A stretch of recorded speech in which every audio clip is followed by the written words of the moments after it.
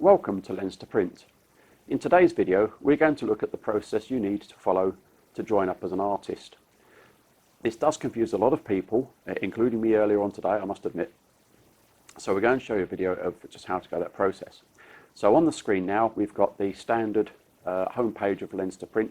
When you look at this, it will be different because, in fairness to all of our artists, each time this page reloads, it loads a different set of images, a slideshow of several images for people to go through. So everybody gets a fair shout. We don't do favourite artists and stuff. It's a totally random selection.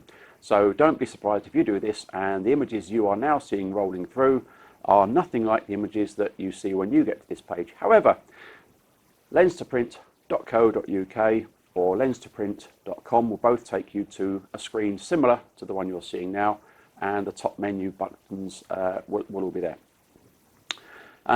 It looks pretty obvious that there's a button in the top right hand corner that says login, yeah, okay, and one that says register, and those are for customers who wish to register an account, which is entirely optional, so that if they reorder or order another product, they don't have to fill in all the details again.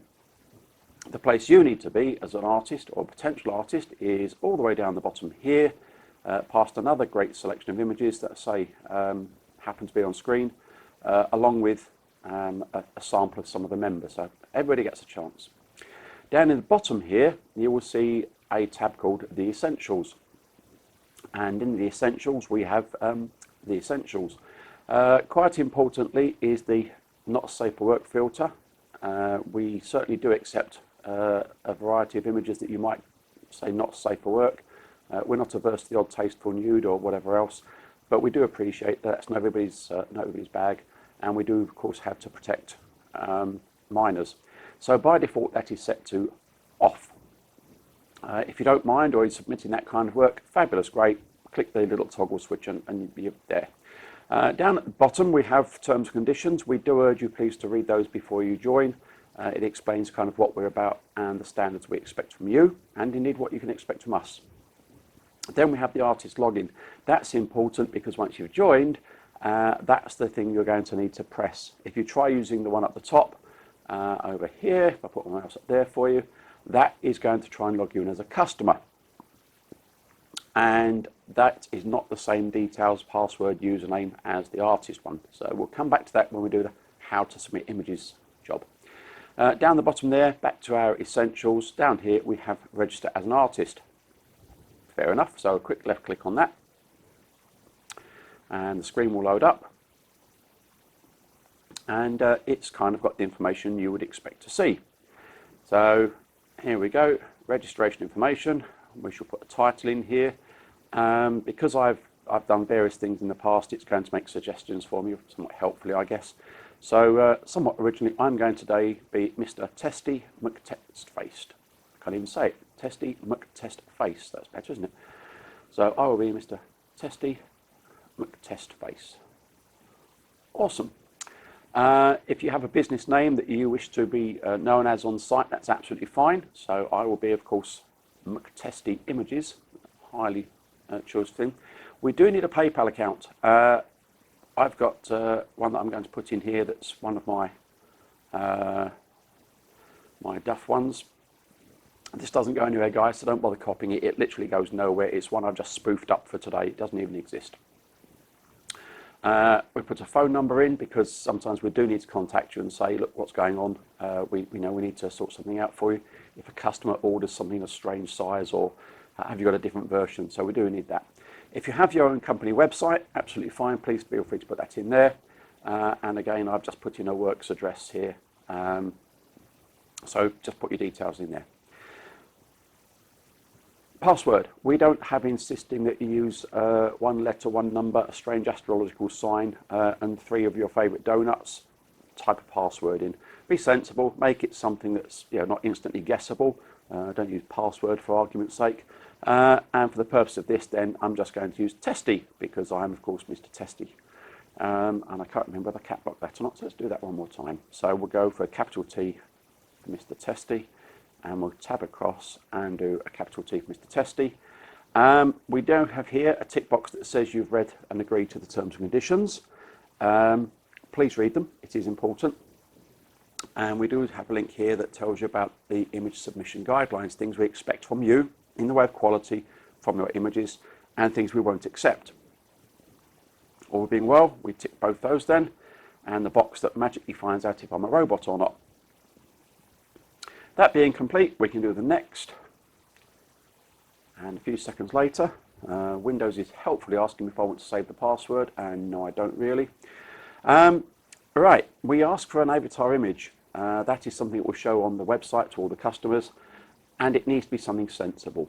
This is your public facing, how you look to our customers. So you might have a fancy funny one, that's absolutely awesome, but just remember, people are judging you by your avatar, your logo if you wish. We aren't averse to a sense of humour, but just remember, you're meant to be a professional. So we'll click on there, and please note it does say that we want it to be a square one.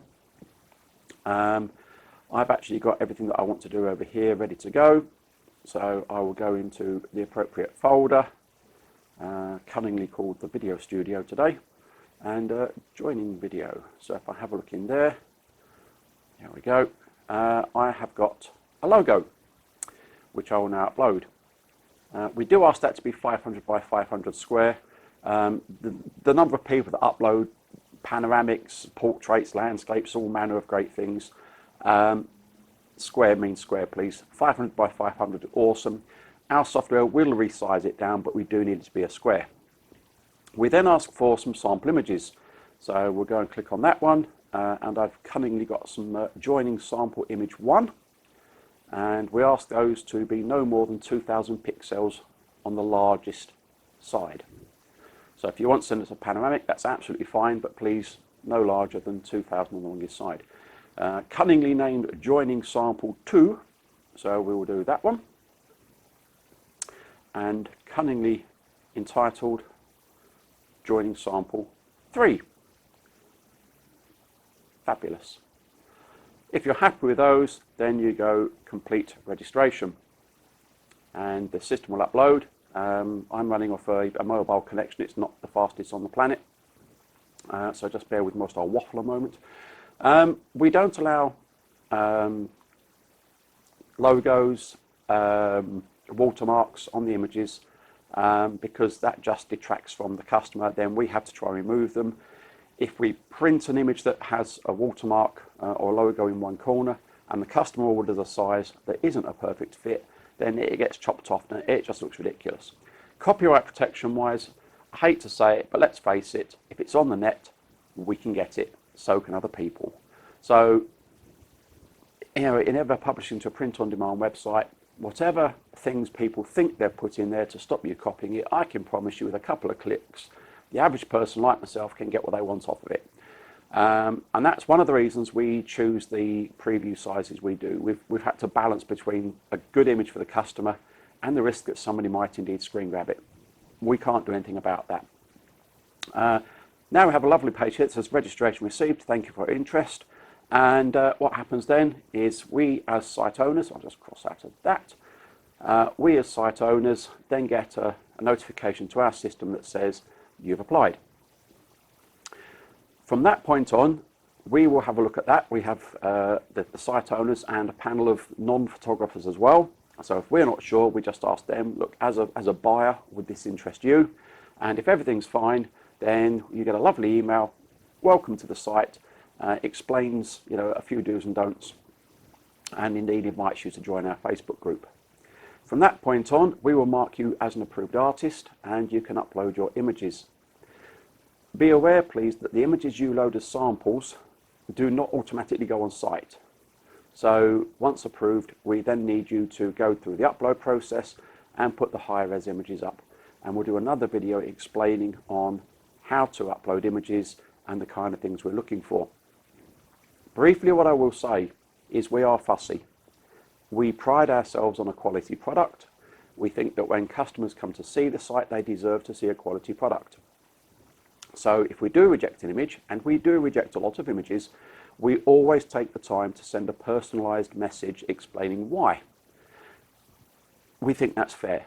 There's nothing more frustrating than somebody saying to you, this image has technical issues. or we do not like this submission.